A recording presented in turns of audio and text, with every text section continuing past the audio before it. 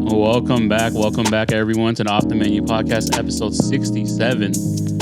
Man, I'm your host today, Tay. On today's episode, we have a very special episode, actually. We have the 3 remaining members of Club Mungo. We have Alex, aka Bradley Cinema, Ned, and Devin Summers. Rappers, producers, go-getters, big steppers, going crazy. Yeah, boy. You really kicked it in gear right there. I know. We saw you change. I know. Yeah, you locked in with that one. Yeah. It's part of our job now. I've been doing this for almost a year. Yeah. Of course, we have CEO Technical Support, Sifu Ying in the back. Yes.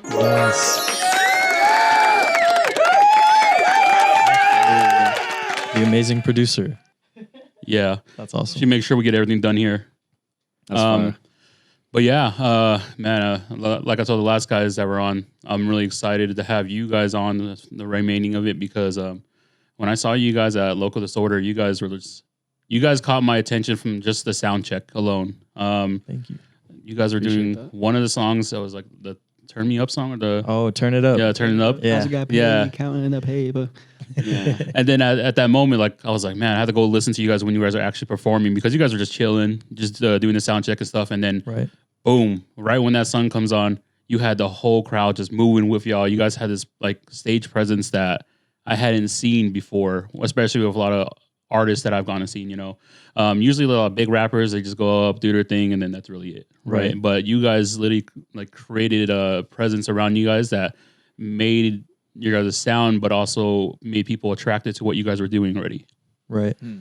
Yeah. We try to focus on that pretty heavy. Yeah. Like just bringing the presence and stuff. Yeah. Many years of like practicing performing in front of the mirror, like as a kid, like just envisioning it. Because like people told us that like our first show that we were like that, but it just comes from like looking at it as the whole, I guess. Like when we were making all the music, like before putting anything out or like letting anybody know we were like a band or anything like that, we were making the album. And like when we make stuff, I guess we think about like how it's going to be live, like when we're making it, like what we're going to do during it, what a video could be, all that kind of stuff. So just kind of all encompassing, I guess. Damn, that's crazy. Because like even just from your guys' music videos, you guys can already like.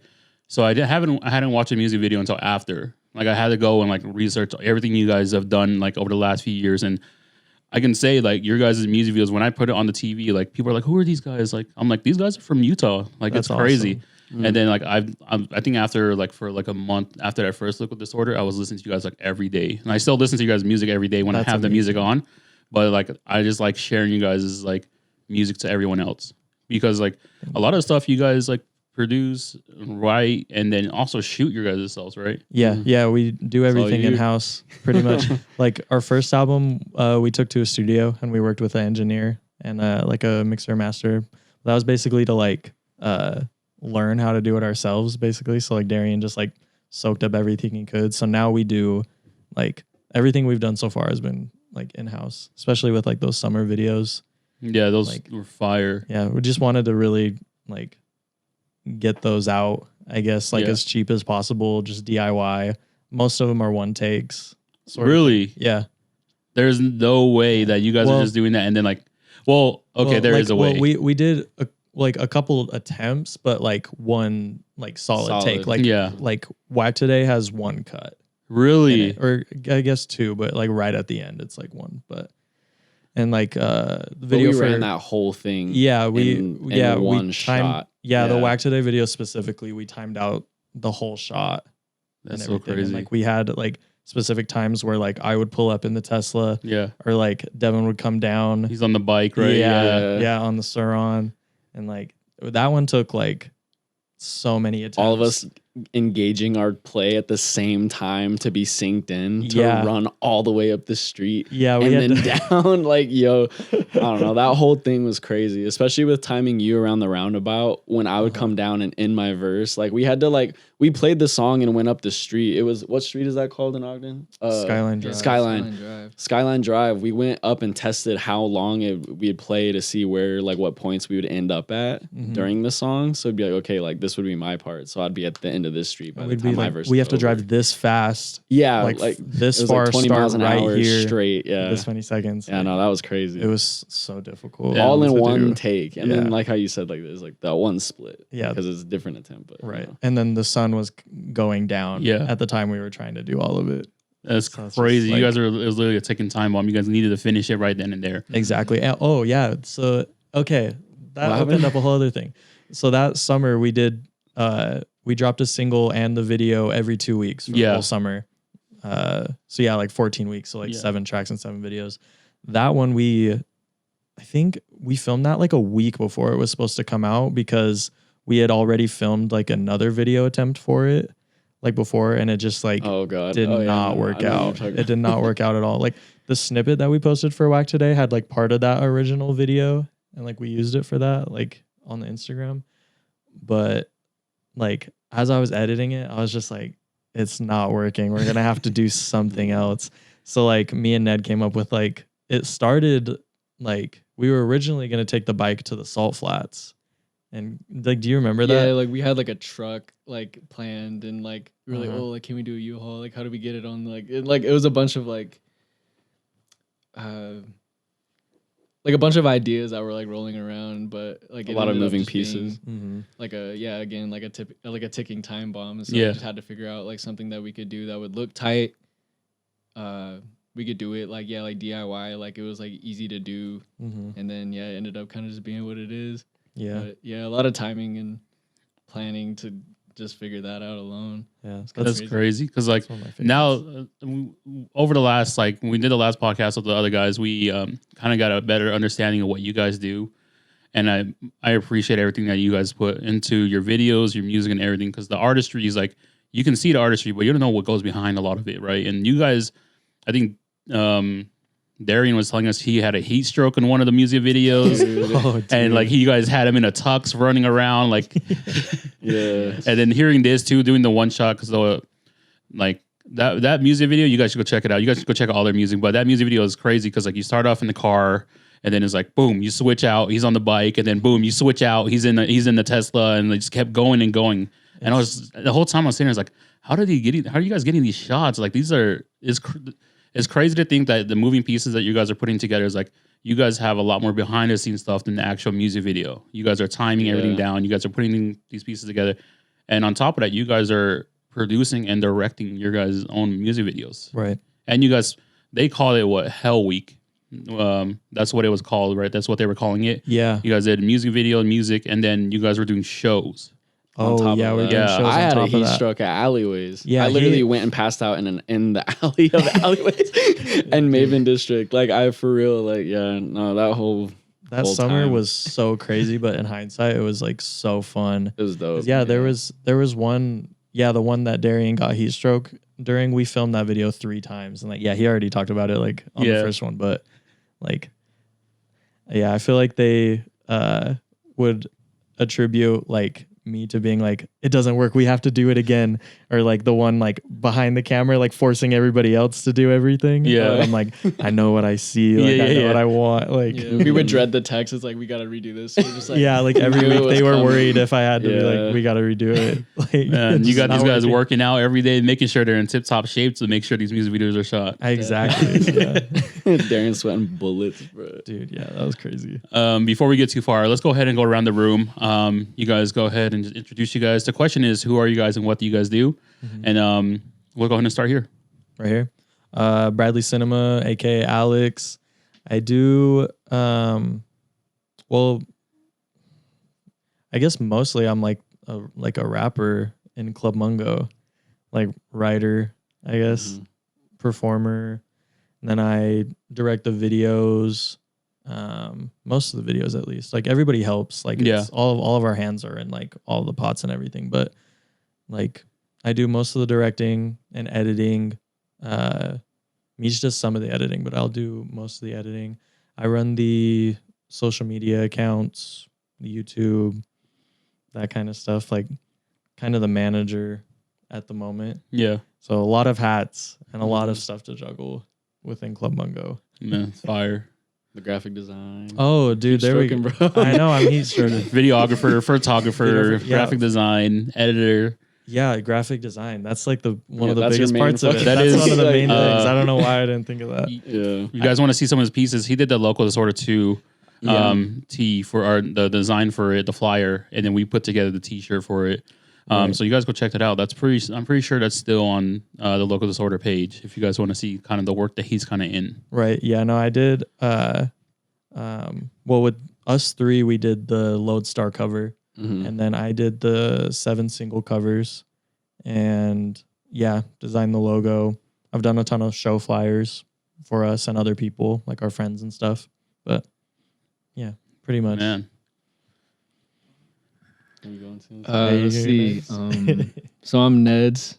In Club Mungo, I'm kind of just like a singer, songwriter, rapper, I guess you can call it.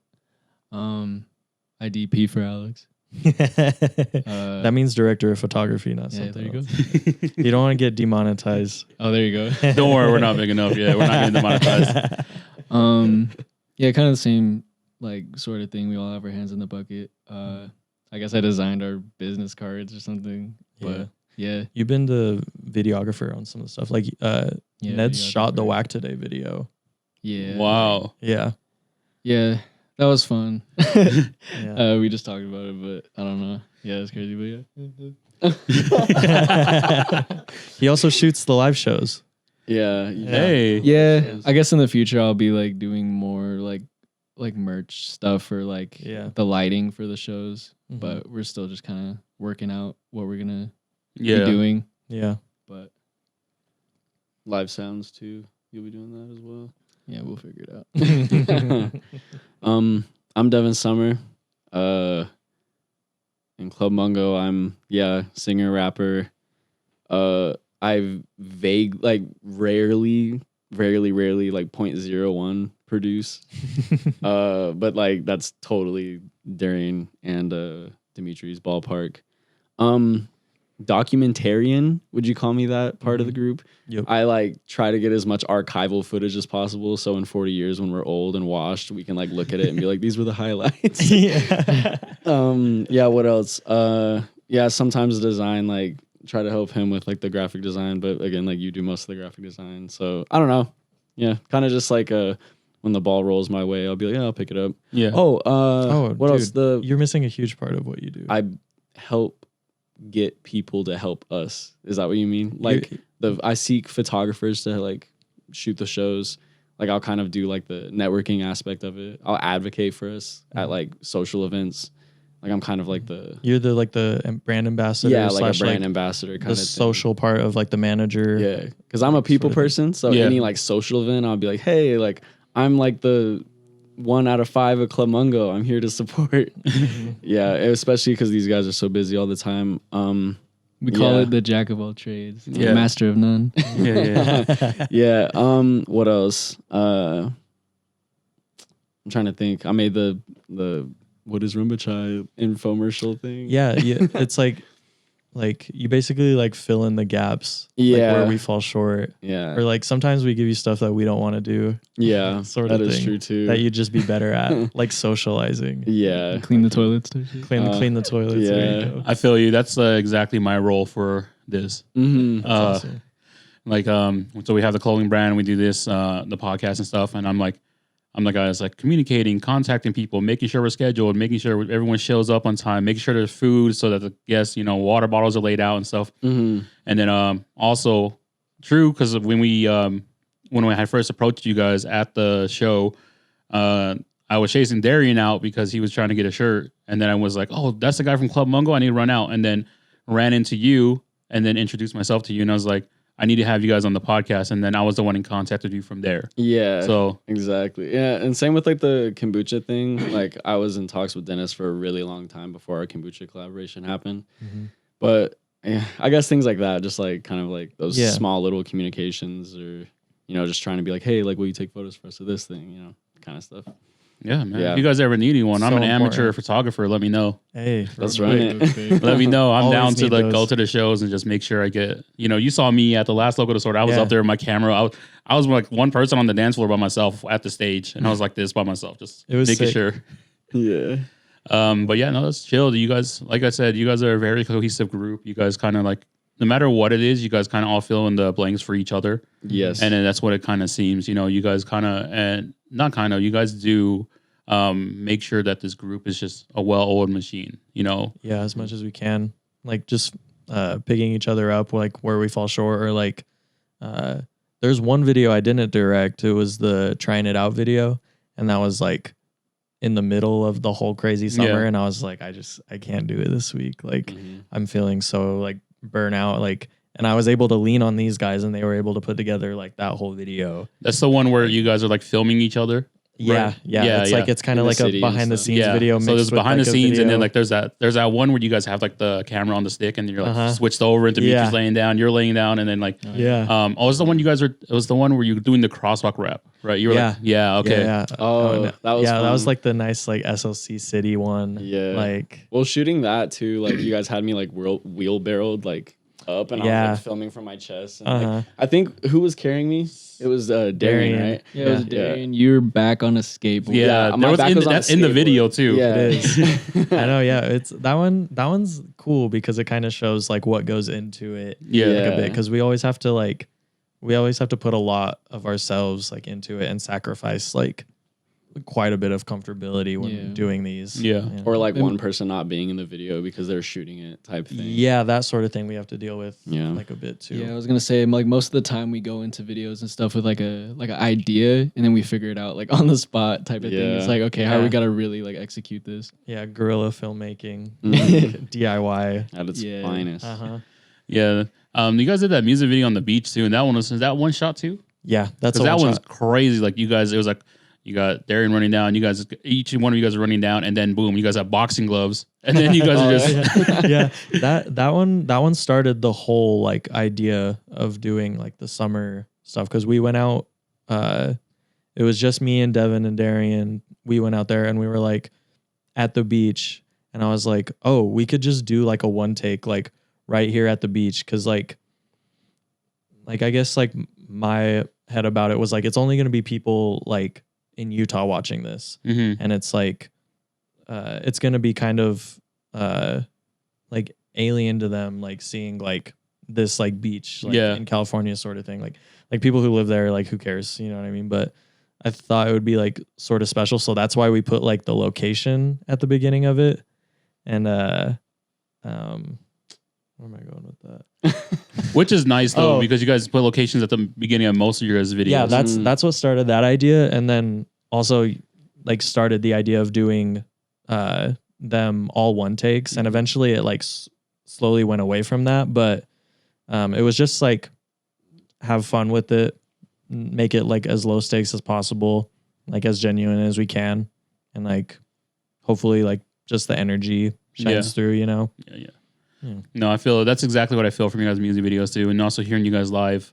Going back to that, the fact that you guys were like, I didn't know that you guys were out performing like that already, and that was like, because I went to the show and I was like, oh, who are all these guys? Because at that point I only knew who Ferrari and Adam Banks were, Right. and that's because Ferrari had done the podcast before, and he was the first guy we ever gave a T-shirt in Utah. And wore it on one of his first shows. Oh, there you go. Yeah. And so it was cool seeing everyone, like we were all getting connected with everyone there. And then, yeah, it all like translated to me starting to figure out, man, Utah is a beautiful place when it comes to talent. And it's just like the talent here doesn't get the showcase that it deserves. Mm. And you guys have been doing it over the last couple years. You guys were post-COVID group, right? Kind of around. You guys knew each other. Yeah, I think. Yeah. Well, That's- you call Club Mungo kind of more of like a post-COVID. It was sort of, yeah. or mid-COVID. I guess. Mid-COVID. It was like, Yeah. yeah, we came up with the name and we made most of like the demos for Lodestar in 2020. Okay. So like during it and like everything, we were like starting to ramp up like the end of 2019 into the beginning of it. And then we took a couple months off like right when COVID hit, because like we didn't know like what was going on or Yeah. anything like that. And then like I think that kind of just like shifted everybody's perspective that like, okay, like we've always wanted to do this and we haven't been doing a lot of stuff since we graduated. So now it's time to like really kick it into gear because like everybody could just die and the world could just like be closed type shit. Yeah. So it's like that kind of just like kicked it into gear, I guess. And we started like getting really serious about the album. Man. Yeah, then after that, you guys were just dropping a lot of things. Just like work. You guys actually put in a lot of work building up to the album. Before even the album came out, you guys were already putting in a lot of stuff. Right. Yeah, no, we had the Beacon video. Yeah, we had the Beacon video come out. We had like the photo shoot like ready to go. The snippet the year before. Yeah, we dropped a snippet of like that year. Yeah. Like it was January and then the album didn't come out until November. Well, the reason November. I think that, I guess, because it was January 1st when we dropped it. Uh-huh. Yeah, that does make sense. Yeah. Yeah, we had that locked and loaded. Mm-hmm. The photo shoot. We had the songs like coming out. We were in the studio. Yeah, and it was a long time coming too. Like it felt like even though we weren't out or had anything out, we were still like a group. Like, Yeah. Even before Club Mungo, we were just still an art music group, I guess, just without a name for a while.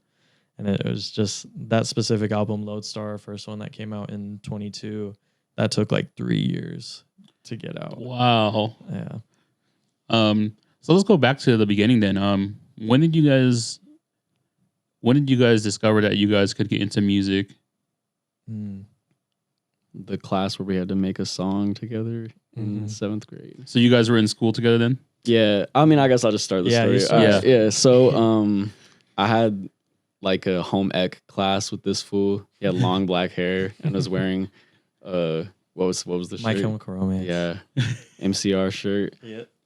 Goofy. And then you guys had a class eventually too. But I can't remember. It was like the tape mates thing where we were making the duct tape wallets. You remember when that was like popping? Yeah, I remember like for some reason that kind of like shot a little bit. Because I think the assignment was to make a song about your brand, and ours was tape mates. And then it like ended up being a joke, obviously, because it was for school. But we started kicking it heavy. And then I remember you started like kicking it with him solo, and we all kind of, us three eventually were like, yo, like we're homies. Because I always like, I knew that they were twins, but we always had like different lunches sort of thing. So I would like switch off from like being his best friend to being like his best friend because like we were ever together.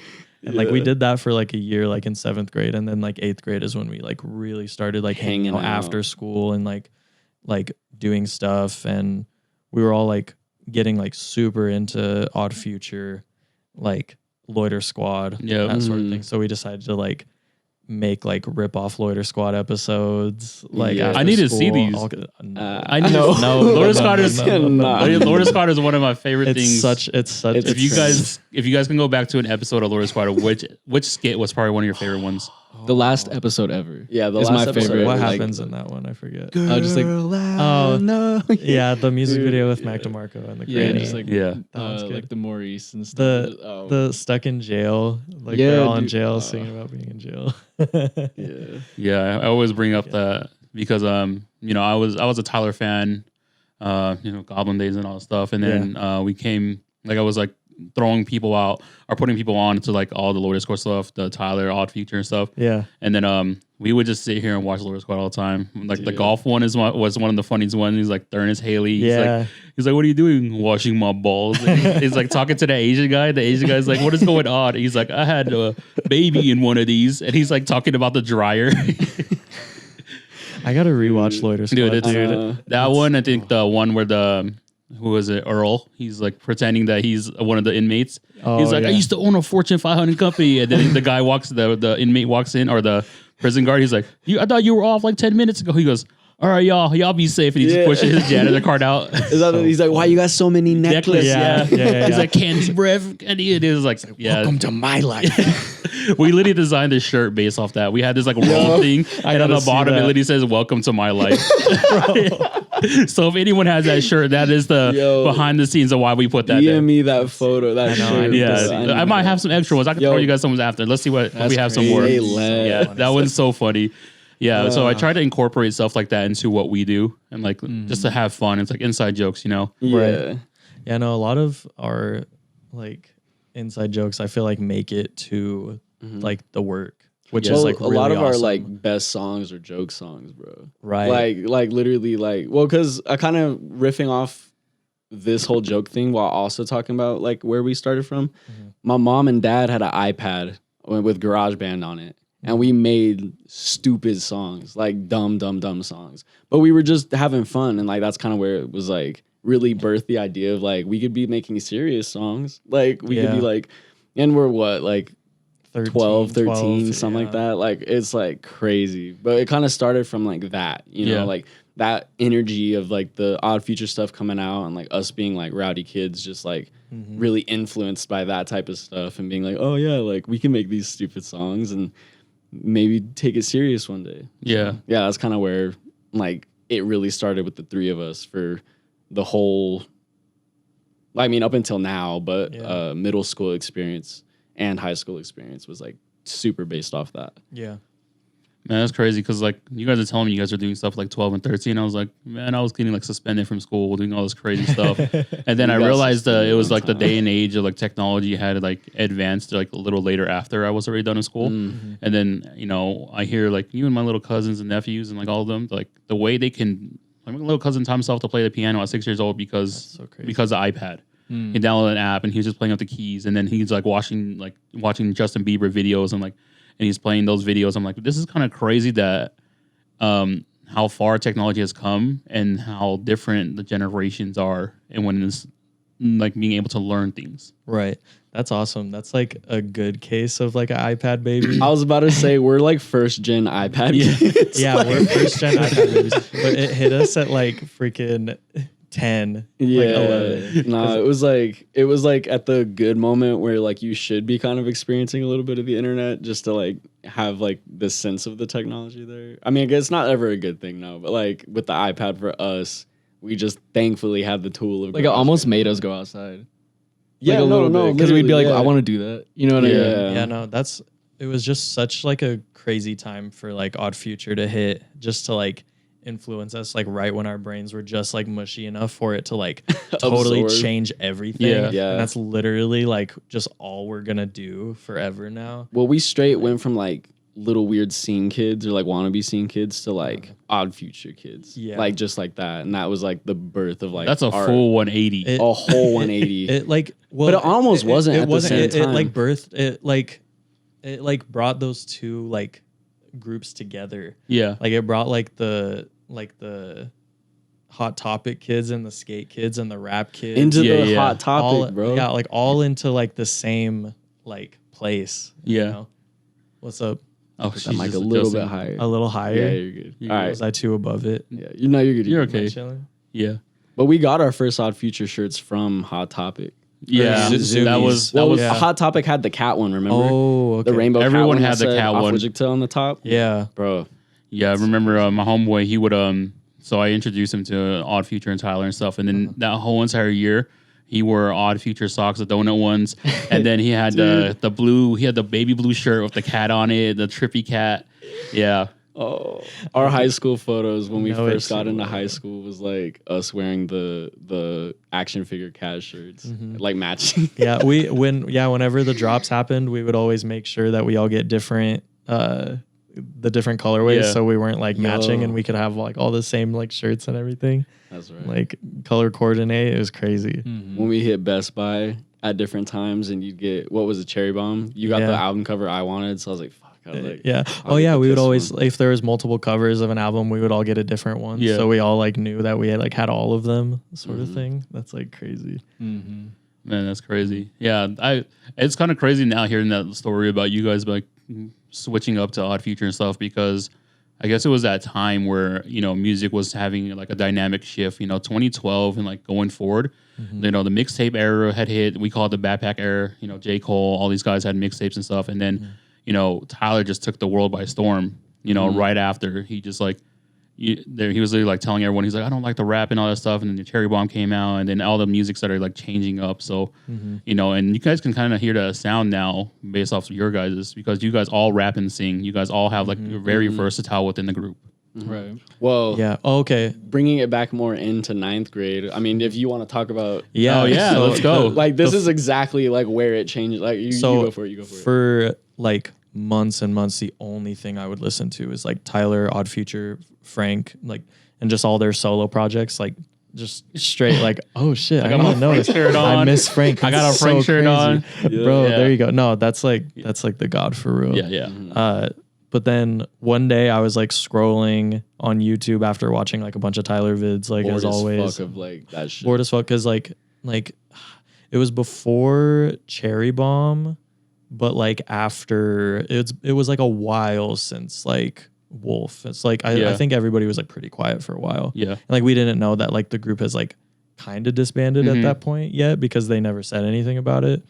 But like I clicked on this video called Childish Gambino Sweatpants. Oh yeah. And like, bro, it like changed like my brain chemistry, I think.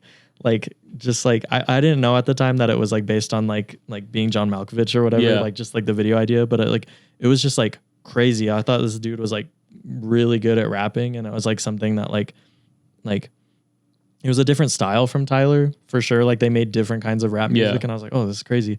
And then the after video hits and like Earn's playing, and I'm like, dude, this dude can sing like he can like rap really good and then also sing like crazy and have like a sick rap video and like a beautiful like singing video like in one. And my like one of my favorite aspects of like the Tyler videos was like the after videos. Like I was always waiting for the after video like to hit like after the main It's one. like, why does this 2-minute song is like, why is it 4-minute video? Yeah, Like, exactly. I love seeing that. Me shit. too. Me too. So like when that hits, I sent it to them and I was like, guys, like this is crazy. Like we need to like you guys need to listen to this. You know what I mean? Like, so we put them on, and then it had to have been like a couple weeks later that we found out that he was coming to the complex, like Childish Gambino, and we were like, oh shit, like first concert. Yeah, by the way. we should go to this first concert. It was the first concert that us three, like, you go to concerts like as like a kid, like you see like Bear in the Big Blue House or like shit like that. But like this is like the first concert that we picked that we went to by ourselves, us three together, and like it changed my brain chemistry like even more so than like watching the Sweatpants video did. Because it's like, this is like what a show has to be. It's like cinematic, like it's all in order. It's not just somebody coming out like doing whatever. And like I feel like that like just ingrained itself into our like brain chemistry too, to even perform like that just off the get-go. You know, just like watching like Childish Gambino, like his Deep Web tour. Deep Web tour. It's crazy that like life's a full circle, because I was at that show as well. Really? And the fact that I'm sitting with you guys here and talking about this if you is saw crazy. us, we were probably We were kids. little, bro. Like, We were like no, there was 13. a grip of kids there. There was like a grip of Yeah. teenagers. like, And then I think like even at the Tyler show, it's like when he did his first all age show, this girl was like moshing to Tyler's not even on, and she's like moshing. I'm like, who are these little kids? Dude, like, and it was like they were like, yeah, all these kids are like kind of crazy for Tyler. I'm like, I didn't understand it because I'm older, so I was like, yo, Tyler's tight. Like I just thought he was dope and stuff. But when I went to the first Tyler show here, the crowd was freaking wild. It was like the DJ had was Taco's DJ set? no, it wasn't tacos. It was like they had this other DJ on, and then like it was he was playing some like slow song.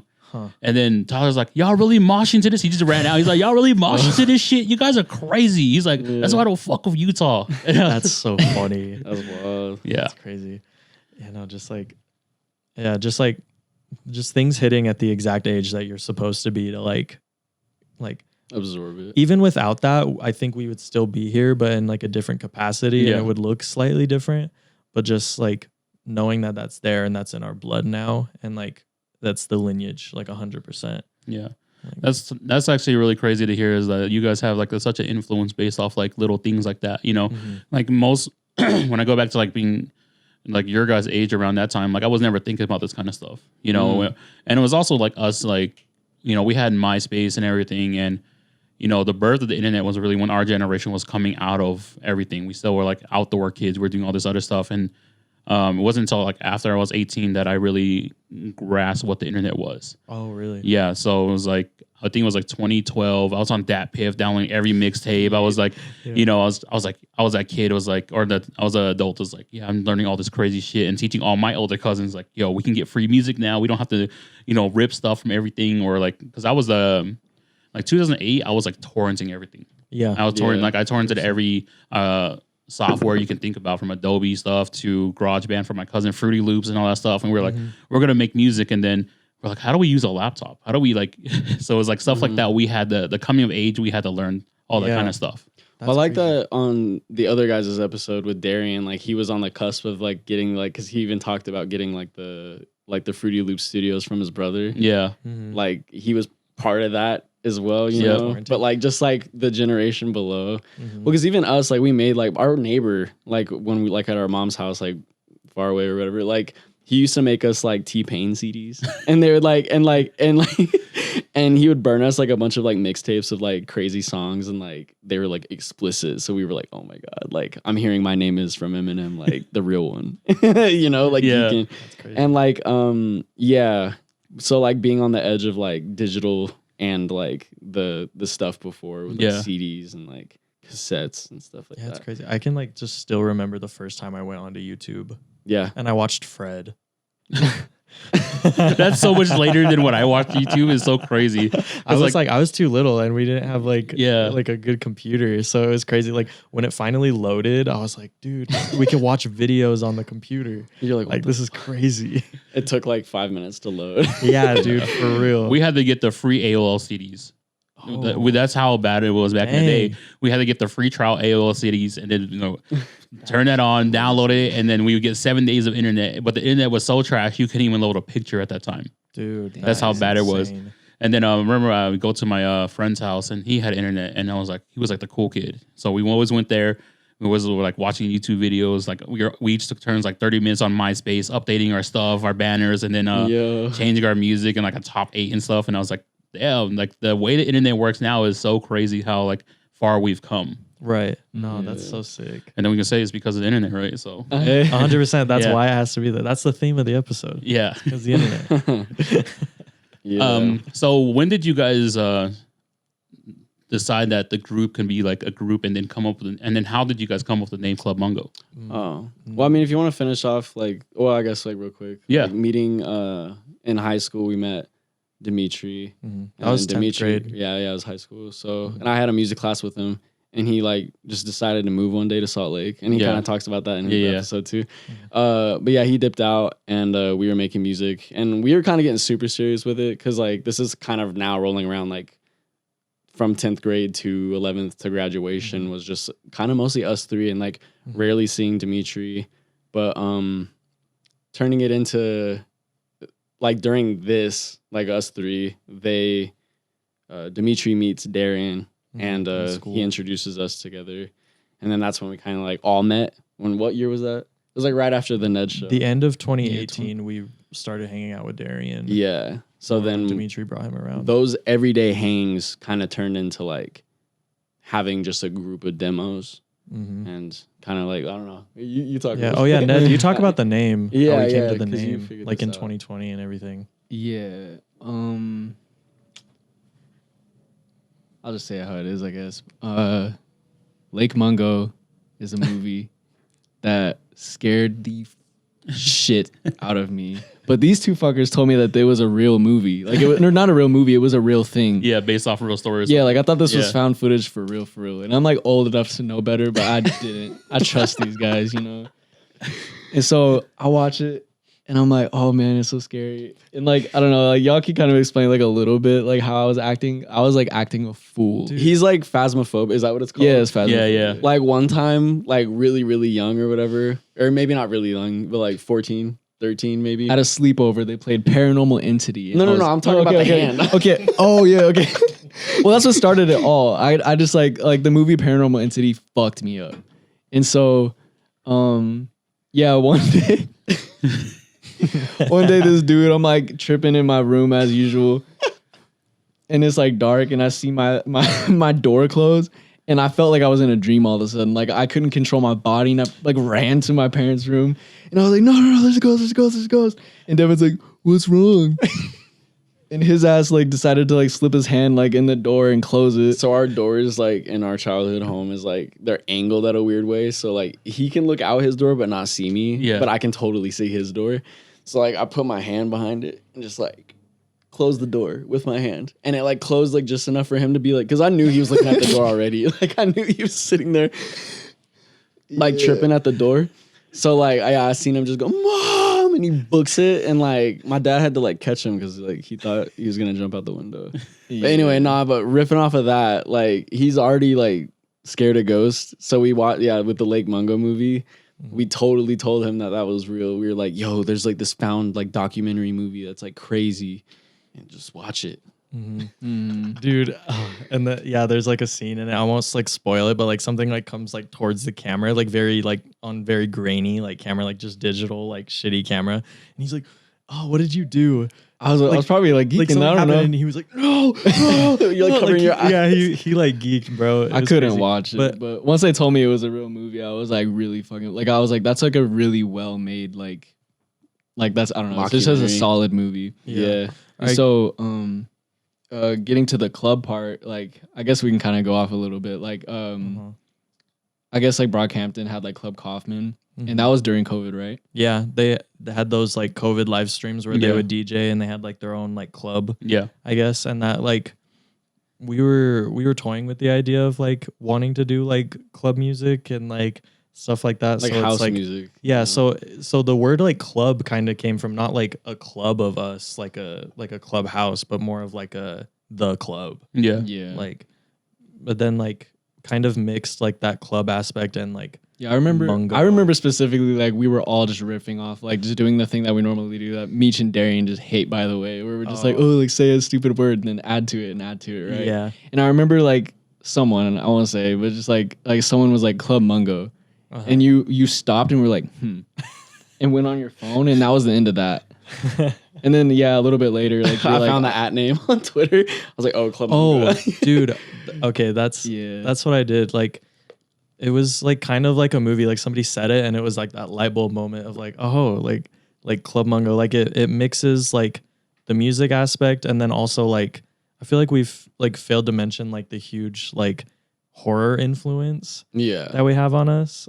Like that we try to incorporate into things, like the shoulda left video is like us in the woods, like it's just a horror movie, I guess, or like the Beacon video, like the putting A24 type of like ending, just like just like gruesome kind of like stuff. So we started wanting to do like more of just like a creepy like online, liminal kind of thing with Club Mungo, and then like once we were looking for a name for this music that we've been working on, it's just like, what about Club Mungo? Because I already have all of the @names. I've already looked it up. And I've made all the accounts because I believed in the name so much. You know what I mean? So it's like, it's just kind of all worked out. Like that was the biggest, part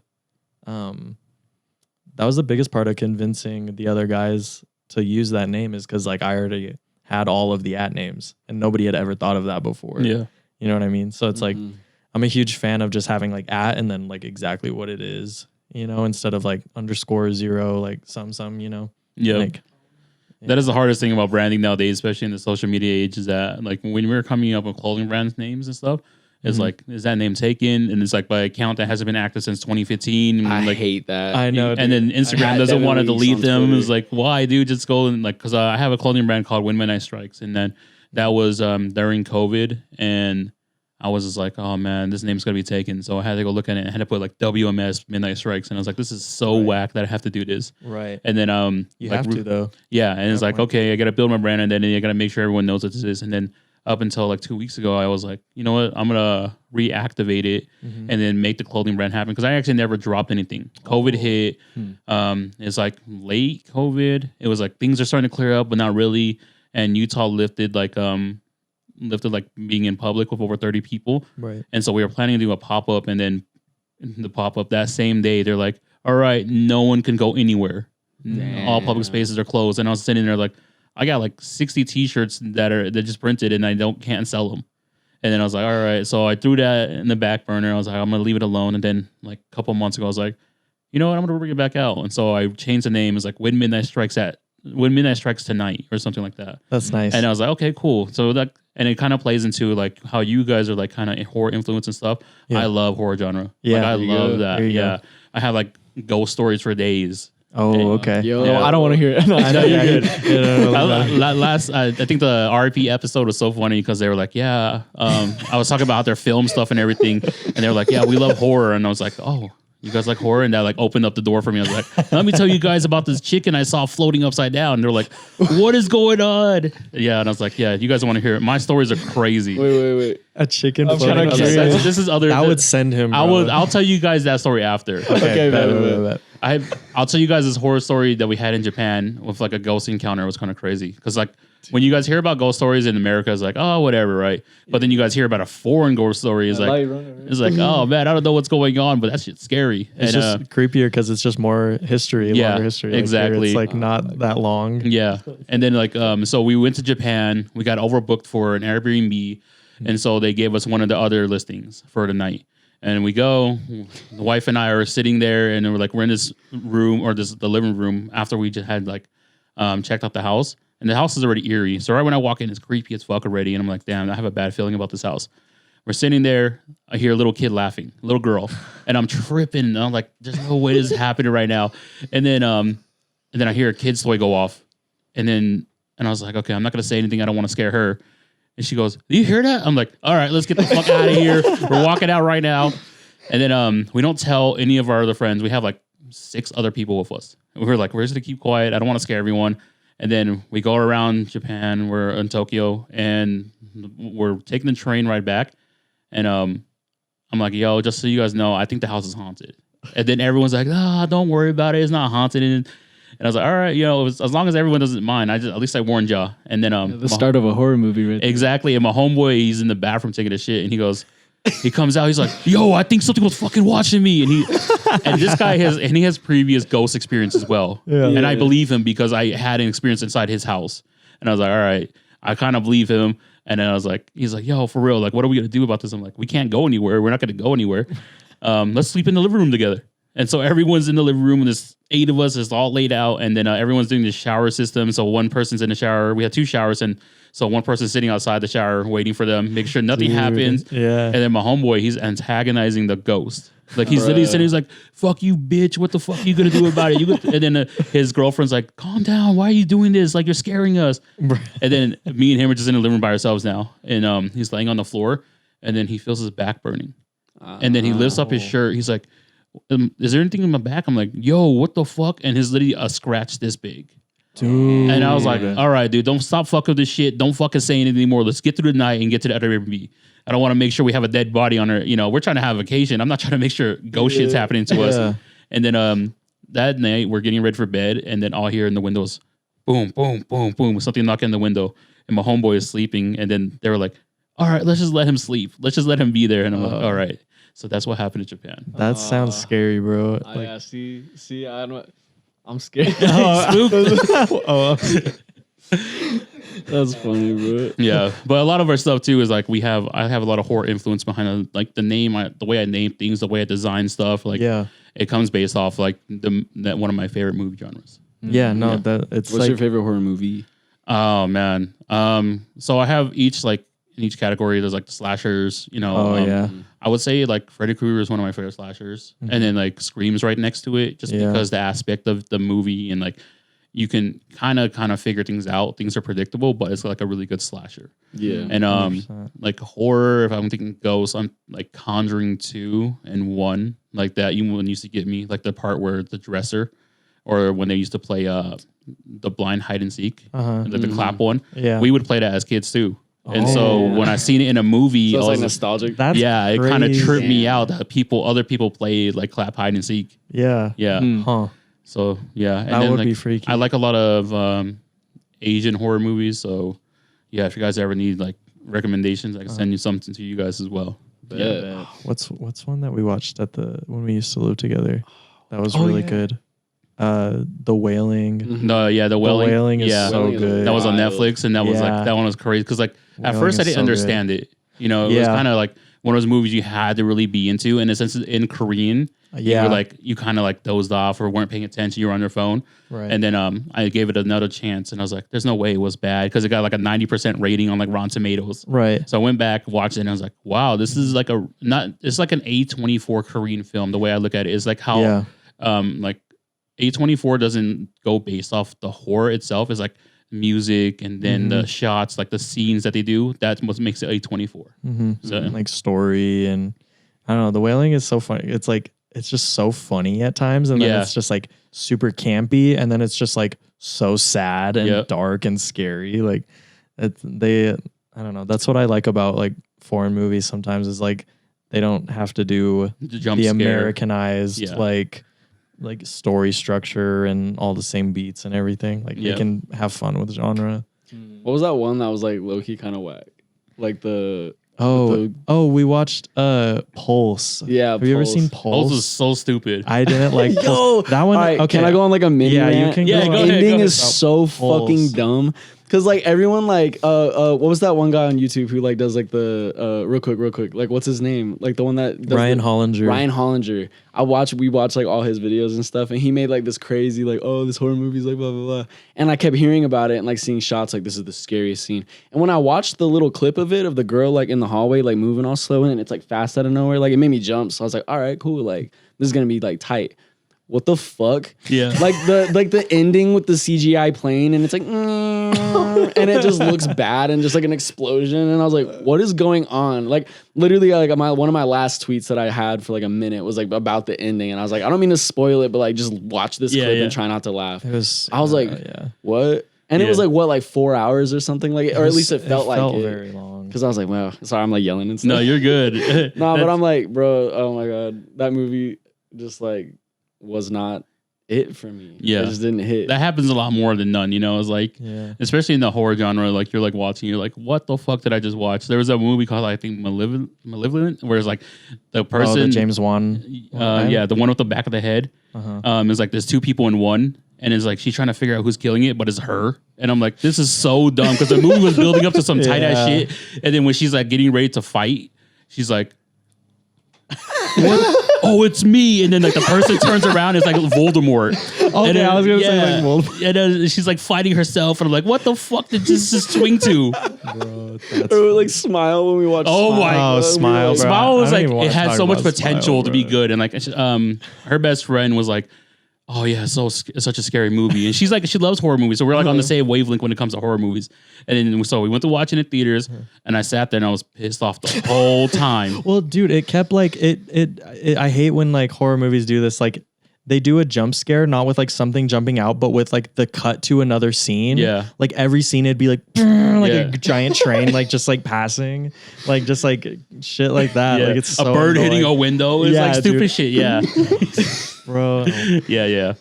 No, I get it. My God. Okay, that was our tangent about horror that movies. was the horror. Yeah, no, tangent. I hate it. Oh my god. Yeah. But yeah, maybe we gotta invite you guys to a movie night with us. I'm down. We do That'd we just started a movie club, RIP. The first one we watched was Dune 2. Okay. And then so like we're down. I'll invite you guys to go watch it. We'll do it probably on Tuesdays or something, make it $5 and stuff. But and then we'll try to host movie nights here. We'll do let's watch Lake Mungo. Let's watch Lake Mungo. Yeah. That way I can kind of get a little behind the scenes of why he's running around. Yeah, dude. That would be so fun. So you guys came up with Club Mungo. It was around 2019, and then COVID hits. You guys are starting making music more inside, banging out demos. And then you guys are now today. So what? Let's go around and ask if you guys had to introduce Club Mungo, and what song would it be? What is the song that you would tell people like this is who we are? You go first, Ned. It's gotta be.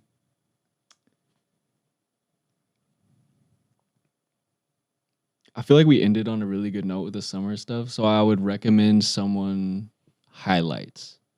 That's the first one I watched, and I love that music video. That video it's like how you kind of explain it, like everything that we've learned into one like thing just over the summer, and just like everything that we've that one's just, like perfected is like the ending note, and that's like our latest thing. So I would just like that's the one I show people when they come over. That's awesome. It's like because you guys are at the Wasatch Elementary. You got Dimitri singing in the basketball court, and then it switches over to you guys on bikes, and like and then I think that's the one of the ending where it switches up the beat, right? Yeah. And then you come in and you like it goes kind of hard. I'm like, whoa, that was like a crazy beat switch, and like you came in and had this like different tone.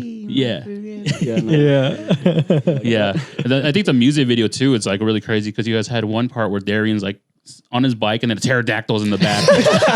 See, that's the stuff that we were like talking about too, like kind of just putting things into the videos that we just like find like funny. Like a huge influence on us as well are like YTPs. like edits from YouTube. Did Oh, you ever yeah, watch yeah. those? Like Yep. just weird stuff for like no reason. Yeah.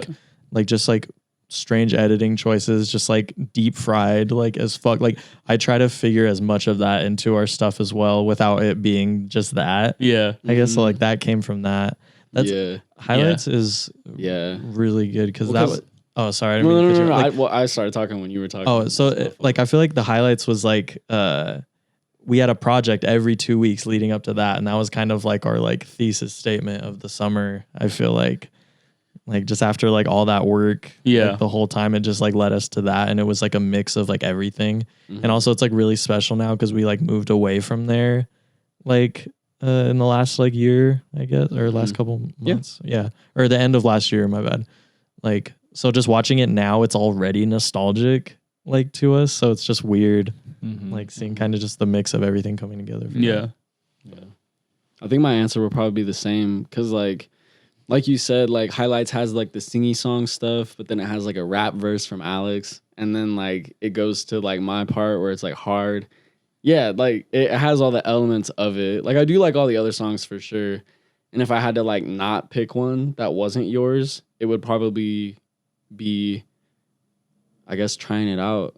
Because that's also like one of the ones to me where it's like it shows that we have like the dance track, but also it has like a rap verse and then has, like, the dubby part, versatility. like, like it has like the weird dubby bass over Yeah. my part, but it's like why am I singing over that? Like I don't know, like there's like a lot of choices in there too that I think that are really like different, you know. Yeah. But yeah. Or like I don't know, sometimes like the bitch slap video kind Yeah, of yeah. you know. That one goes crazy. I was Yeah. gonna say like bitch slap. Yeah. For me, I would choose bitch slap just because of how genuine the video is, and like it was just like it was the most fun to make. Like so, just watching it, I was like, oh, that's just pure expression. Yeah. You know, and I guess that's just for the video, but the song itself, it's like such a banger. Like I listened to it the other day and I'm like, I can't believe I wrote this. Like it's so weird. Like that's definitely like my favorite performance. Well, even the center of that song is a joke. Remember when the trumpets were like a new idea? It's like, yeah. and we were like, what is this? It just sounded like nautical and like whack. Like we wanted.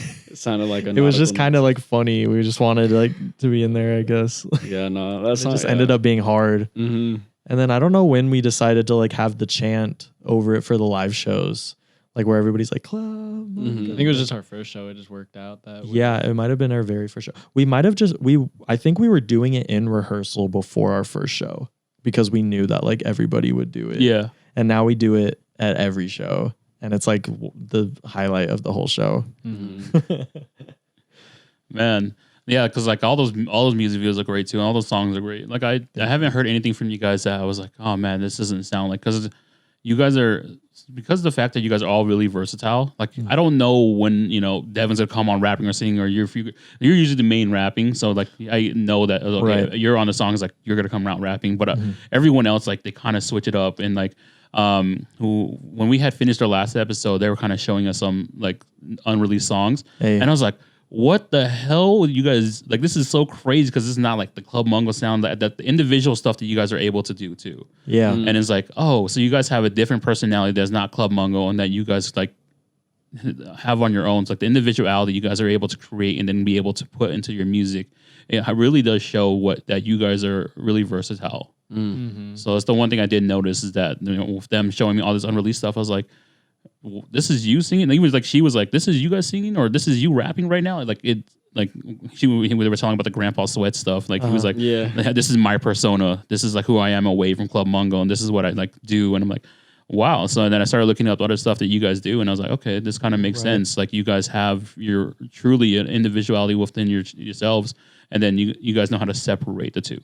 Right. Yeah. No, it's like we all have our separate like entities, and then we bring it together, and like I call it like putting it through like the Club Mungo filter, I guess, like, because sometimes what works for a solo artist like is not going to work at all for like 5 people. Yeah. You know what I mean? And that kind of like, it's always going to be interesting because there's 5 different people with all these different like ideas and like inspirations like coming together to make one thing. And that's like, I think what just makes the sound of Club Mungo is just like mixing all of our different like DNAs together, you know? Yeah. Well, at the beginning of it, when we were making Lodestar, I think the reason it took so long too was a us kind of learning how to submit, like not have to have all of our ideas be in it. Yeah. Because at first we all came into Club Mungo being individual, you know, Yeah. obviously, but like, you know, you wanting your like really experimental singy stuff, and then you wanting to be like, oh, like guitar and like this, and then Kevin being like, well, I listen to like hard rock, like, or whatever he listens to, you know, like the punk metal stuff, but like his background is like a lot different, and then like obviously Darian listens to just like Darian probably has like different- the most different musical Yeah, background from from all all of of us. us. yeah, so it's just like learning how to get over that was part of the 3 years, I think.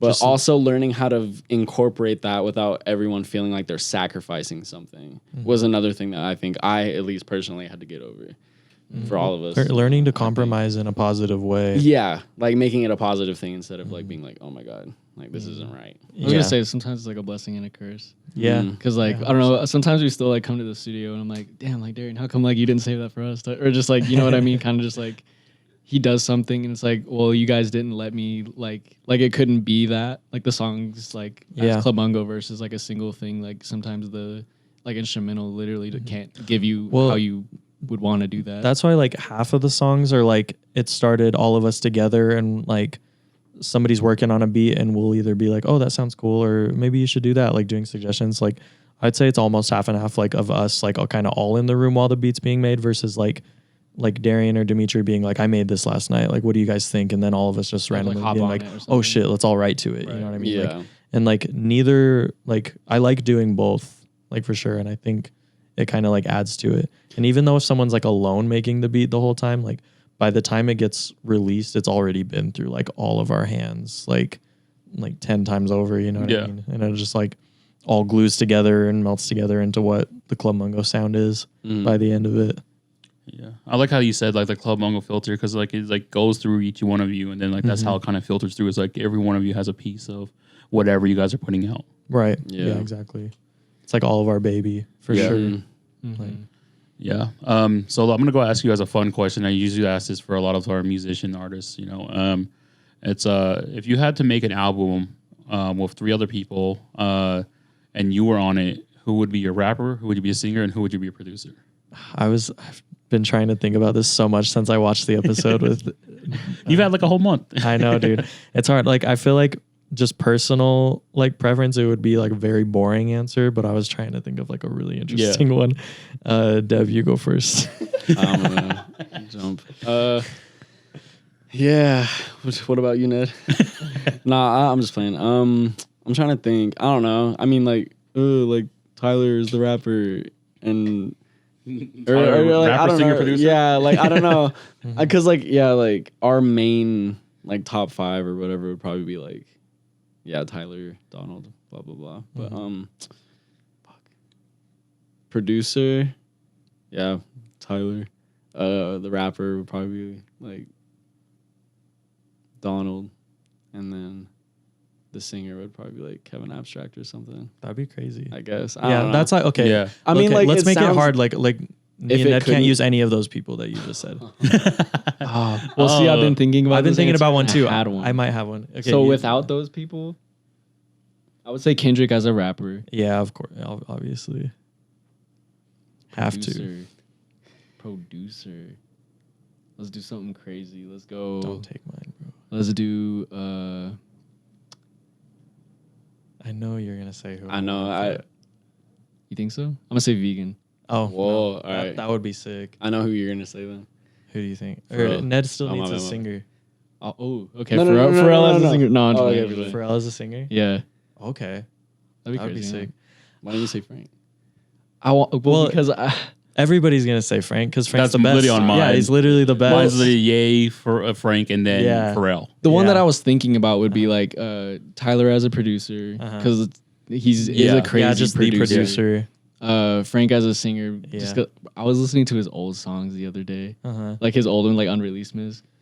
You've got that whip appeal. Yeah. Crazy. Yep. That's crazy.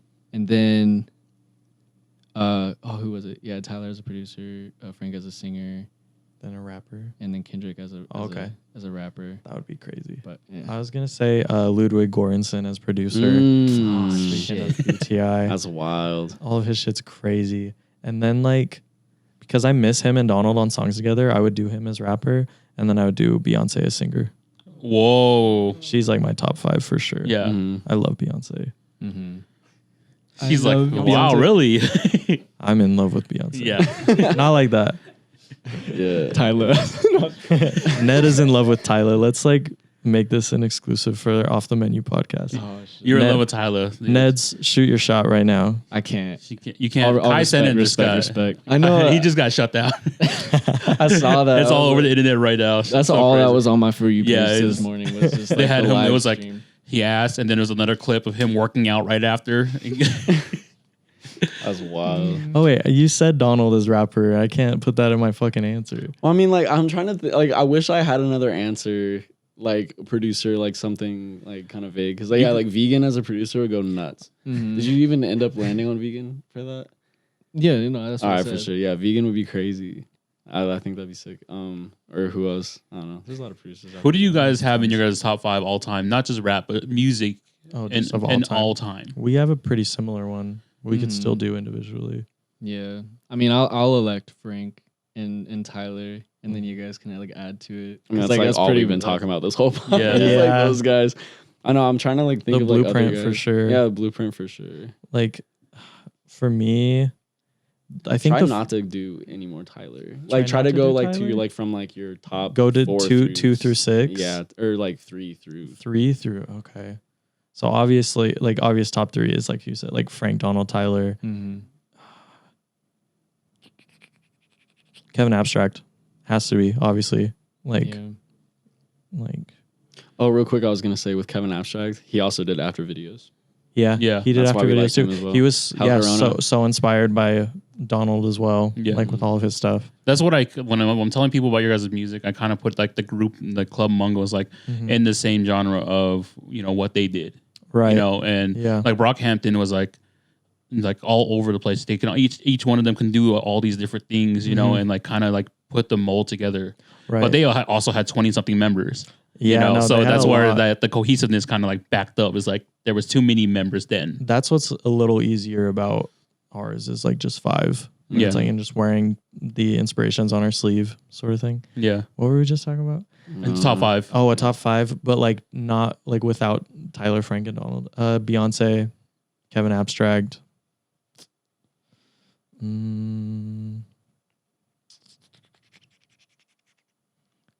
Who's up there? Kendrick. Oh, dude, of course Kendrick. Yeah. I don't know why. Dude, I've been thinking about Kendrick all week since he put out that Yeah, fucking yeah. verse on that Yeah. Future song, bro. That's crazy. I've been listening to that shit all week, Dude, ever it's since so it came good. out. He's so good. Yeah. Like, I just can't believe it. Yeah, Like, the when I whole listen the to whole album was fire. That's sick. That's amazing. I like, yeah, I guess, yeah, those 3 for sure. Like, K.A., Kendrick, Beyonce. I'm gonna go ahead and say Death Grips. Yeah, That's a Death big one Grips for is me. up there. I love Death Grips. Yeah, Pharrell. Mhm. He goes nuts. Who's someone else that I just like play? Yeah, I'm gonna just go with those. Yeah, two, yeah. man. Mhm. Yeah. Okay. That's my brain. I go through like big phases of artists. Like I like a lot of artists, but like it takes a lot to get up to the top 5 Yeah, for sure. like I think my top 5 hasn't really changed since like, you know, the 2010s. Like I've had like Kanye West is number 1. Tyler was like Tyler and Frank. I kind of share the same spot. Like they're in the top 5 Yeah. together, I would say. Yeah. Because it was like I think for me it's more like the upbringing. It's like who had the influence on me during that time. And I go by generations. Like you know, early 2000s. Like Ye had me in a choco. Like literally like. I was trying to wear a fucking colored polo, double polo, striped polo, you know, shorts and everything. And I had this ugly ass outfit on. I was like, I gotta burn these pictures. I had this like bright neon pop collar. I was like, I can't believe I'm wearing this right now. And it was because the influence was so heavy. Yeah. And like I got into Korean music during the time. It was like 2006. So I put the group that I was into in the time was their name Big Bang. So like they're the like biggest K-pop group to ever come out. Like the way Like ever? Just That's like dope. if they came out now, they influenced every single K-pop group coming right under. They're like currently disbanded. Yes, like the army stuff in Korea, like kind of they ruins. have to go Yeah, into they have to go the- to the army and do that stuff. And then one of the members went through like a big scandal. He just got out of jail, and like Oh, damn. so all this crazy stuff happened. 2020 was supposed to be a crazy year because we go to Coachella usually every year, and that year was like Tyler the Creator. Or no, not Tyler. It was Frank Ocean was headlining. well, it's Travis Scott and then Rage Against the Machines. Oh yeah, They were headlining that year, and this is COVID. I'm like, oh, we're all excited to go, and then you know, I had never seen Frank live, and then I was like, oh man, COVID hits, and they were supposed to be on it too. So Big Bang would have been crazy with Frank Ocean, all my favorite artists in one place at the same time. Right. And then we went to the last one where Frank was where he came on an hour late. Everyone's like pissed off, and I was like sitting there. I was mad for like a week. Oh, I was so angry for a week. I was like, I can't believe I listened to this guy. And then I put on Nights again. I'm like, fuck, this guy's amazing. And then like I started listening to it. I was, oh shit. And then like the Coachella, and then I go back and like everyone has like these Coachella mixes that he was doing. And I wasn't realizing that he had things changed up to a lot of the songs. Dude, yeah, I listened to I have the whole Coachella. Yeah, I listened to the Coachella version of White Ferrari like all the time. It's so good. That one gave me the biggest chills because I remember that moment White Ferrari came on and then like the wind was blowing and I'm sitting there, I'm fucked up too. So I'm like sitting there, I'm on one. I'm like, man, this is amazing. Yeah. And then I started hearing White Ferrari come in. I'm like, oh fuck, so the way it comes into is like, I was like, I was not expecting that. Dude, that's my all favorite. Loud and abrasive. Yeah. That's my favorite thing when an artist does that. You don't know what song they're playing until they're like, because the instrumentation's different. You start doing the lyrics and you're like, oh shit. Like, his live Wise Man. Yeah. Yeah. It's all like the rock one. Yeah, and dude. The same thing with Novocaine when he came in. I was like, wait, is this going to be Novocaine? And you start hearing the drums come in, then everything starts picking up, and it's like, he started singing Novocaine. I'm like, no fucking way. Like, that just happened. Yeah. That's Solo too. Yeah, Solo was fucking fire. The Slide 2 Lost was fucking crazy because like you saw At Your Best too. Yeah, see, I would melt. Yeah, I play At Your Best and like it's just such a long intro, right? I play it out and then people are like, "What are you listening to?" I'm like, "Wait," and then Frank comes in, is like 7 minutes in, and I'm like, "Yeah, see, it's so good." Also, hearing him do like the Iceman, like if you saw it was like so crazy too. Yeah, so I got to experience that. I was mad for a week. Then I was like, man, I can't be mad at this guy. There's no way he can do anything in the world. I'm like, he makes great music. Fuck. That's so funny. Like, what was I going to say? I was going to say something. Oh, Rage Against the Machine. Remember earlier when we were talking about my neighbor burning CDs? Yeah. Whatever? He burned me Bulls on Parade. Wow. The first time I heard that, I was like tripping because we played Guitar Hero 3 and that song was on there and I never heard like the real one. Yeah. Like, it was explicit, obviously. Oh, you heard it? Yeah, because I had a Walkman, like literally a Walkman and then my neighbor burned that CD and it had the full one on there. And I was like, wow.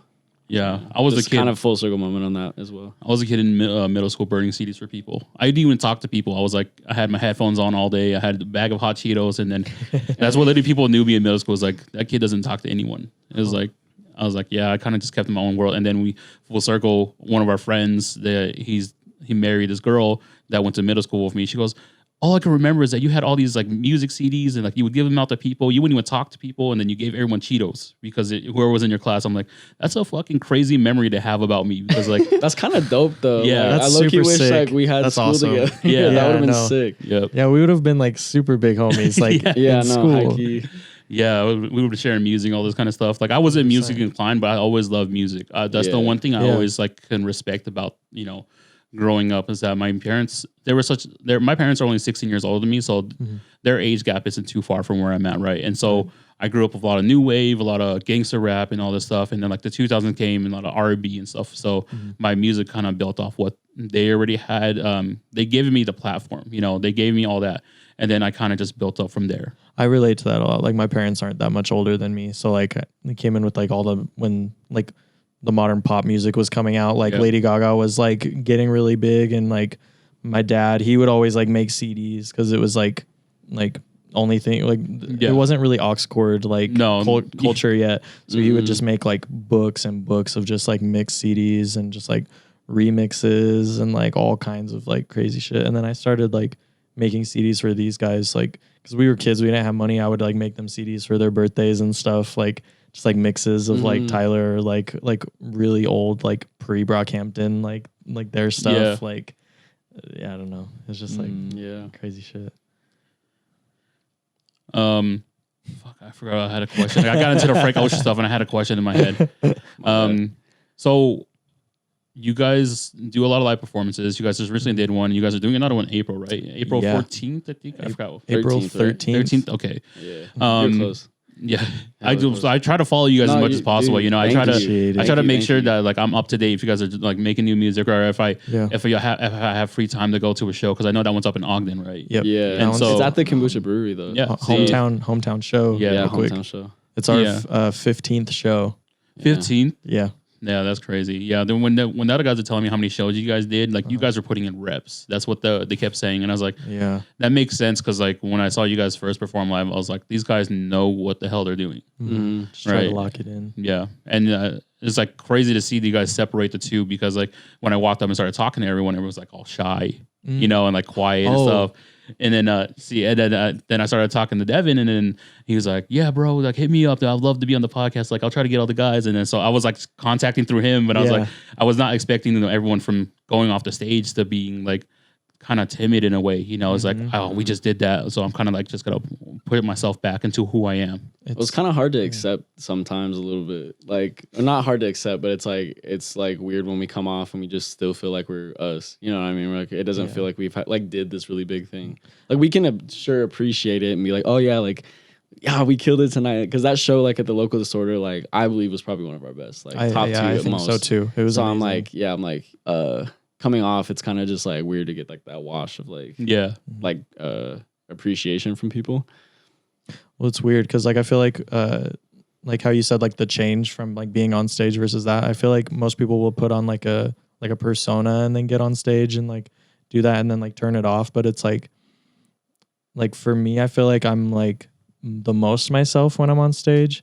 So when I get off, it's almost like I feel like less of myself. So I feel more nervous and timid and like I don't know. It's weird. It's kind of like that Superman, you know, thing. It's like you're Clark Kent off, and like you don't really know who you are because you are Superman, right? Dude, I always say at work, I always feel like Peter Parker, and like nobody knows, nobody knows like what I actually am, like, and it just like I don't know. It kind of sucks sometimes. Like I wish I could tell everybody, and like show everybody like what I can do, but it's like it's not the place for it. Yeah, sometimes I feel like when I'm telling people about it, it feels like a hobby. And I'm like, I don't want to talk about this with you. It's like, no, that's like what you see right now is like me at work or something. That's this is not me. Shit. This is me putting on a mask. Like me on stage is like me like fully free. Like me like trying to get through a social interaction. Like that's almost like not me. You know what I mean? Like it's me when you hear me on the song. You know. Yeah. No, I get it too. Because like when you know, as I'm getting older and starting to realize what kind of person I am, it's like, who am I really, right? And then I started to realize that who I am is just who I am. Like, and there's no persona or anything. I was like, people will always think differently of you no matter what, right? So that's why when you guys got off stage, I was like, I'm not expecting you guys to be like that. But then also I have to remember that, you know, they're performers, and then there's like your guys' actual selves, right? And then a lot of you guys in the music industry, like, that is who you guys are. Everything, you guys put everything into your guys' music, so that really shines, you know. And so when people get that chance to actually sit down and talk with you guys, is like when I first actually talked to you was at the Local Disorder 2 show. You're like, my name is Alex. I'm like, who is Alex? You know, and I was like tripping out. I was like, Bradley Cinema? Oh, Bradley. Yeah. And I was like tripping. I'm like, wait, who's this? And she's like, who's that? I'm like, he says his name's Alex. And I was like, I think he's part of Club Mungo, because I was like, that's so funny. Yeah, no, it's interesting because it's like I don't normally like, I don't know. I feel kind of socially awkward. Yeah, a little bit like that. And usually it's like I have the boys with me. Like I was by myself at that show. You know what I mean? We usually have like Devin and Darian, who are like the social ambassadors of them. Like they would have broken the ice, and I still would have talked to you like the same way I did. But it was just like I kind of had to break that ice myself a little bit and kind of like step out of my comfort zone a bit. But yeah, no, it was super fun. Yeah. Like that was like. Yeah, I think that's the one thing with the whole podcast and stuff. So in a way, like I had to hide myself around my coworkers and stuff. It was like they were like, "What do you do?" I'm like, because they would ask why I'm so tired. I'm like, you know, I shoot a podcast, but I'm not gonna tell you guys what it is, right? Yeah. Because I don't want to get fired for some shit I said on episode 8. Don't. Yeah. What happened in episode 8? Man, I used the wrong term for little people. Oh, damn. But it was like, okay, they asked me, it was like episode 9, actually. They were like, what is the craziest video you ever seen on YouTube? And I was like, I said the term, and then they were like, whoa, you can't say that. I'm like, bro, that's like the name of the video. It was like, oh, you were like quoting the name of the video? Yeah, I was like quoting the video name. And then they were like, no, there's no way. And I was like, yeah, that's exactly, like 2008. It's the internet. I want to be 2008 was crazy. Like you had everyone doing all the crazy stuff. There was no guidelines or anything. So it was like people were legit doing all this wild stuff back in the day. It was like a literally YouTube was like Jackass. Yeah. For a lot of the early like YouTubers, you know, they were doing all this crazy stuff before the prank stuff. Like they were legit doing all this like stuff like that we would never think that we would do. Right. Yeah. No, exactly. But yeah, so like the whole podcast like created this like space for me to be more social and stuff. So like I kind of step out now. You see me at shows, like I'll be at any shows you guys invite me to and do all that stuff. Of course. Like you guys need photographers or anything, like get behind the scenes video. Like I'm down to just do it because my whole thing about this is that being on social media now, I have to make sure I'm present, right? And make sure I'm there wherever I can be. And like the talent's here, and like I respect that you guys put in so many reps, put out all this music and do all this stuff in such a short amount of time. Like it may like not look like a short amount of time to it looks like a short amount of time to us because like how the boom came, but to you guys it was a lot more to it. Right. Yeah, no, that was the interesting thing, is just like building it all in silence pretty much, so that like when it came out it was a boom. And then everybody was like, "Who are these guys?" Like, we got that a bunch at the local disorder show. That's literally my reaction. People who are like, where did you guys come from? And it's like, we've been doing this for 10 years, like plus to get here. Yeah. Right now, you know. Yeah. No, that's crazy. Like when I always think about the time frame that you guys had previously, and then up until now, like once again, I respect that you guys like kept to it, and like it came from a joke, and the fact that the jokes kept rolling. Yeah. And you were like, "Fuck, maybe we can take this serious." Yeah. Right. And now look at you guys. Like, I go and watch your guys' music videos like every day. I go and like I actually learn a lot from about you guys through your music videos, because like a lot of stuff you guys actually it kind of like reassured like what kind of things you guys do. And then now it's like good to have the picture fully painted. Right, exactly. With like that context, I guess, and knowing what goes in. Yeah. But yeah, so we're about an hour, 20 mark and everything. Just usually we open up the floor to questions. If you guys have any questions, if you guys have things to promote, people to shout out, you guys can go ahead and throw it out there. There's hella people to shout out, bro. Yeah. Like just bring out the list. Bring out the list. Let's shout out the other 2/5 of Club Mungo that aren't here right now. Dimitri, aka Slug HTE, Darian, Grandpa Sweats. There you go. We couldn't do any of this without them. They're definitely like heavy lifters doing the back end. Yeah, Club Mungo for sure. Like, shout out to the boys, dude. They 100%. They go crazy. Like literally after they were showing all the unreleased stuff, like the things they're producing and the things that they're going over, I was like, you guys are crazy that you guys are just hiding this stuff. It's super exciting. And I didn't understand that too. Is like, as musicians, you guys have so much stuff in the vaults, you know, and like locked up that you're just waiting to show people. Dude, if it was up to them, like every demo would just be on Instagram, like out. But it's like I feel like us, like where we come from, it's like Tyler's not gonna post a snippet on his Instagram story. You know what I mean? Like so we're not gonna do that. We're not gonna hint at anything that's like not done. Yeah, because I feel like we suffered through that a lot with Kevin Abstract. Like he was young when like they were making the music. Like he would announce things and then they would get canceled, or like Kanye always like saying like blank part 2 coming out and then it never does. It's like if we say something's gonna come out, it's going to come out unless like one of us dies or something. Yeah, or like something crazy happens. Yeah, and it's like sure we'll like hint at stuff, but like you'll know when something's coming. Yeah, and you won't have to wonder. And that's nice that we don't have to. That's the hardest thing about being a Ye fan, is that, you know, I listen to every Vultures listening party and I'm like, bro, that shit's so fire. And then Vultures 1 came out. I'm like, that is not what it sounded like. You know, that's not. And then it's like going back to clearing stuff. I'm like, this sucks, because like Ozzy wouldn't clear some part of the samples. I'm like, bro, you ate a fucking bat. You guys, you know, you want to stop now because he said some crazy shit about shit, you know. And it's like, people are sensitive to the topic, you know, and so you know, I wish that most people would be like, you know, just let people be great and just make good music and stuff. Just do what you got to do, because you know, at the end of the day, it's not killing you, right? So I respect that you guys, like when you guys are thinking about, it's like it's not just no one's getting a snippet. It's like this is what it is, and this is what you're getting. Right, and it's also just like acting. I feel like I'm taking a lot of time. No. I was just gonna say like one thing. Beautiful big titty, but naked women just don't fall out the sky, you know. That was the craziest sample too, because I grew up watching Jay and Silent Bob, and then when I heard that shit, I was like, "There's no way he's like sampling this shit. There's no way he just threw it in the middle of the song. There's no way he just did that without fucking bursting out laughing, bro." What the I like that moment of silence I took before that. Low key fucked me up. You got me fucked up. I was not expecting that too. No. It's like you lost What Are the Odds, but like you just did that for no fucking reason. My bad. No, that's My fault. That's amazing. Oh, what was I gonna say? I know you know. I was thinking about that. It's just like just acting like how you are or like what you want to be. Yeah. You know what I mean? Just like if we're always like, I don't know, like we like for our first music video for the Beacon video, we did like a countdown on Twitter. We were like 5 minutes, 10 minutes, like this, like nobody's like looking at that shit. But if we like have always been like that, it's just like, I guess it's just preparation because like we are ready for when it actually is like that. Yeah. You know, and have always been, you know. Yeah. Like, just based on what we've seen growing up and what's in our DNA. You know? I get it too because I used to do like our first few episodes that we did for Off the Menu. I did premiere. You know, I was like, we premiere all of our videos. Let's premiere the podcast, and I was like, oh, this is whack. Like, why do I keep doing this? It's like why is one person in here? And it's like my dad. Yeah, and it's like when someone tunes in, it's already halfway through. I'm like, oh, see that, and I started thinking about like, this is not how I want to come about it. I want to make sure everyone.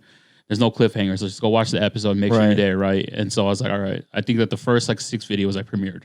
Yeah, no, that's like you just have to have that mindset. Yeah, like going into it because if like I don't know where I heard this or if it's like true, but like Rick Ross, even before he was Rick Ross, like pretended he was Rick Ross. Yeah, and then it turned him into Rick Ross.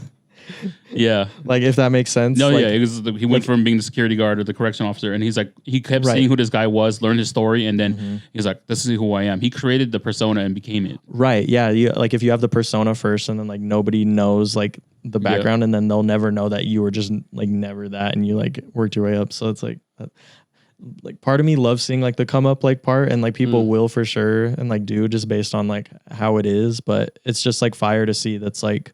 This is what we've always been doing. Yeah. You know? Yeah. You guys got any more shout outs or anything? I got a few. I mean, go ahead. Go for it. The past few photographers that have been taking photos of our stuff. Cass Anderson, you're amazing. Chloe Akira, you're awesome. Pink Flores, he took some photos. That was dope. Thank you. Was super fun. Andrew Christensen.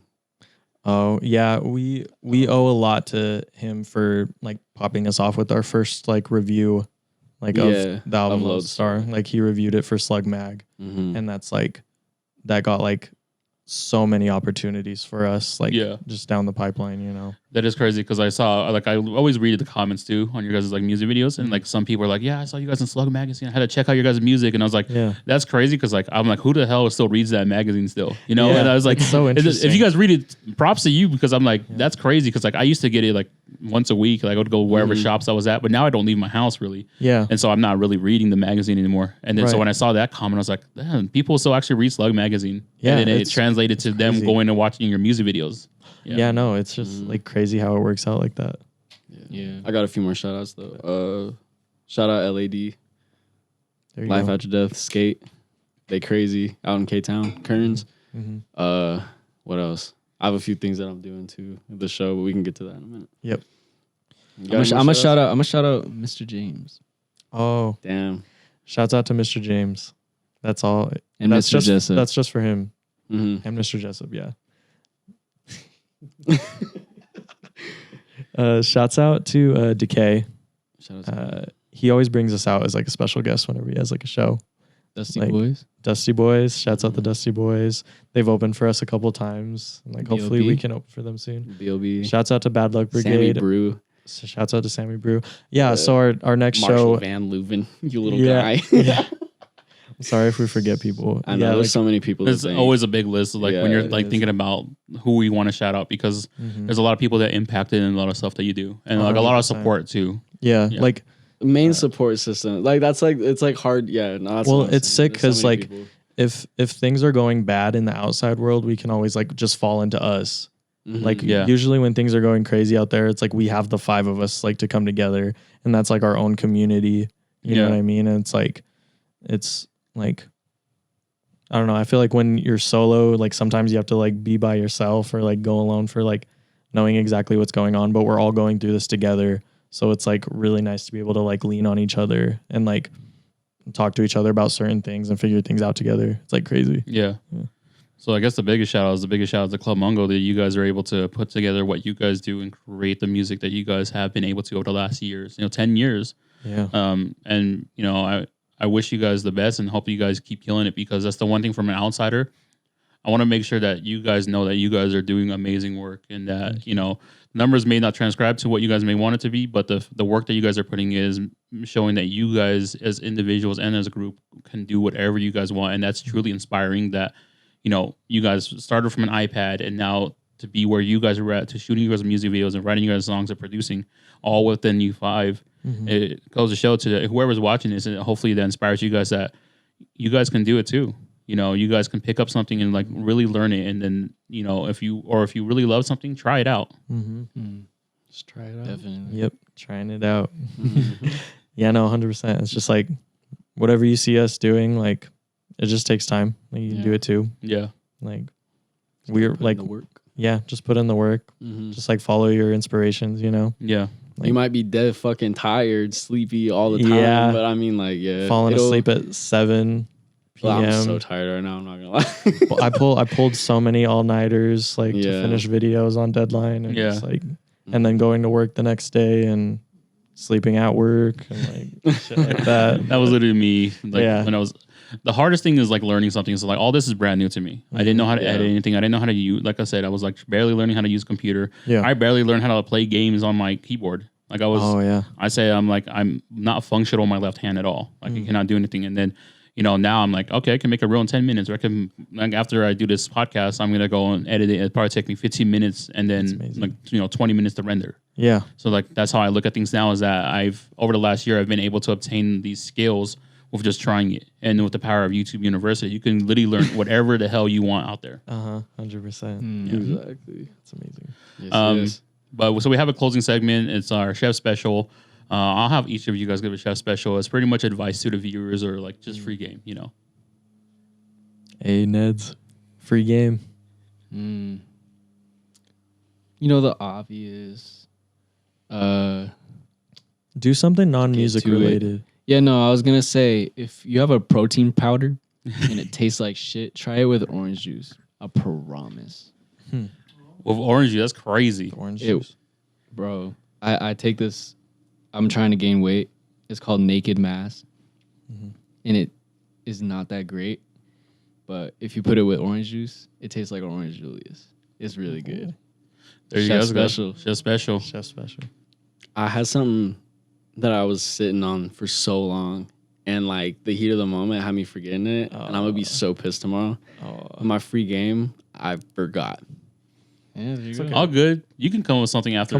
You can come with something. It's Yeah, I no, still it's- got to come up with something. It's just like literally is like I tell people what it is that the only reason we started this segment is because the guys asked me, they're like, what's your chef special? And it was like, it's because I cook, right? So literally I was like pad thai or something. Like I said something like food related, and then I started thinking about it overnight. I was like, damn, that's like a good segment to like close out our podcast, and like the whole episode's already inspiring. Yeah. But I was like, let's close it out with like a way like, what in the back of your mind, the best way I would describe it is like what in the back of your mind carries you throughout your day. Something like that.